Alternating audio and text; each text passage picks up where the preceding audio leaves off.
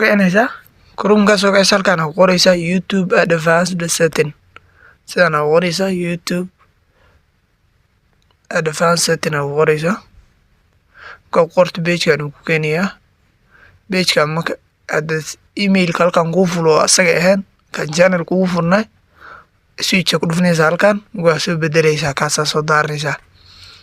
haddana ku no fula mar create studio ku sii dhufanaysa meesha create studio siinay ku dhufanaysa